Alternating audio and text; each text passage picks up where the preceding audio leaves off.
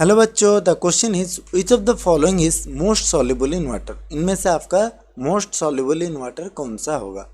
तो इस चीज़ को अगर हम आयोनाइज करते हैं तो we will get caesium plus और ClO4 क्लोरेट माइनस आयन, यहाँ पर सोडियम प्लस और क्लोरेट आयन, यहाँ पर पोटेशियम प्लस और क्लोरेट आयन, लिथियम प्लस और क्लोरेट आयन। इसको ऊपर से नीचे की ओर लिख देते हैं तो लिथियम, उसके बाद आ जाता है सोडियम प्लस, फिर पोटेशियम प्लस, फिर सीजियम प्लस। ऊपर से नीचे ऐसे लिख लेते हैं।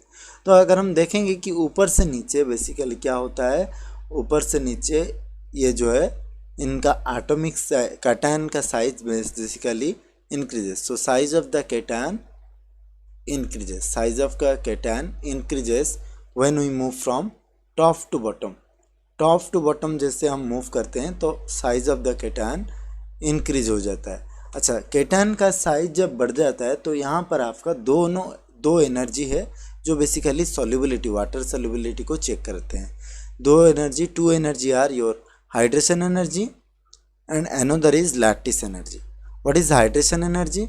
Hydration energy is the amount of energy released when 1 mole of compound is undergo hydration। जब एक 1 mole compound हाइड्रेशन होता है या फिर वाटर के साथ बॉन्ड फॉर्म करता है तब जितना एनर्जी रिलीज हो जाता है उसको हम बोलते हैं हाइड्रेशन एनर्जी।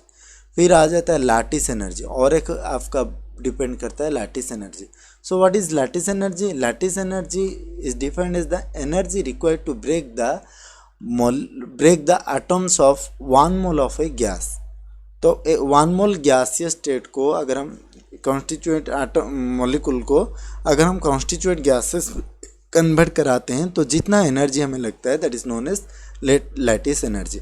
अगर देखेंगे कि hydration energy, if hydration energy is more than lattice energy, ये अगर हाइड्रेशन एनर्जी लैटिस एनर्जी से ज़्यादा रहता है तो the compound is water soluble, क्योंकि वो मॉलिक्यूल ब्रेक करने के बाद बेसिकली वाटर के साथ बॉन्ड जब बनाता है और बॉन्ड बनाने का ताकत जब ज़्यादा हो जाता है so it is water soluble.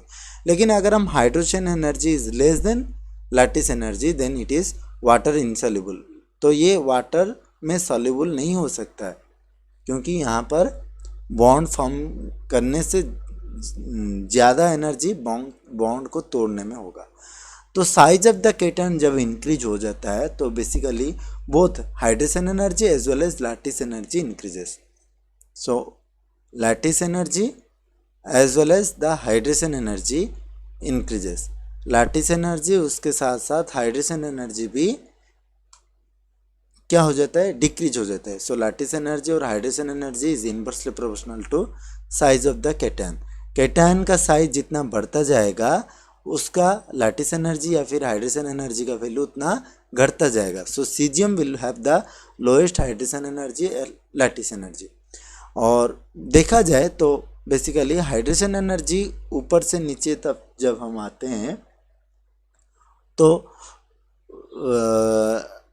Hydration energy का वैल्यू उतना नहीं बढ़ता है, लेकिन लैटिस एनर्जी का वैल्यू बहुत घट जाता है। सो हाइड्रेशन का एनर्जी का वैल्यू उतना घटता नहीं है। और अगर हम देखेंगे सबसे ज़्यादा hydration energy is more than lattice energy is in case of lithium plus. Lithium plus में hydration energy is very much greater than lattice energy. So यहाँ पर हम बोल सकते हैं कि हाइड्रेशन एनर्जी धीरे धीरे घटता जाएगा और लैटिस एनर्जी भी धीरे धीरे घटता जाएगा। सो सबसे ज़्यादा हाइड्रेशन एनर्जी लिथियम प्लस में रहा और थोड़ा बहुत लैटिस एनर्जी भी ज़्यादा रहता है, लेकिन उनके बीच जो डिफरेंस है वो ज़्यादा है लिथियम प्लस में। So hydration energy is more as compare to lithium energy, lattice energy in case of lithium. लेकिन यहाँ पर hydration energy is just more than lithium, फिर यहाँ पर hydrogen energy just less than more than lithium, और यहाँ पर भी just more than lithium. So सबसे ज़्यादा difference hydrogen energy very much more than lattice energy is in case of lithium. So lithium में ज़्यादा हो जाने की वजह से इट इज़ मोर सॉल्युबल और most soluble. So lithium will be most soluble in water. So option number D is the right answer in this question. I hope you might have understood the concept well. Thank you and all the best.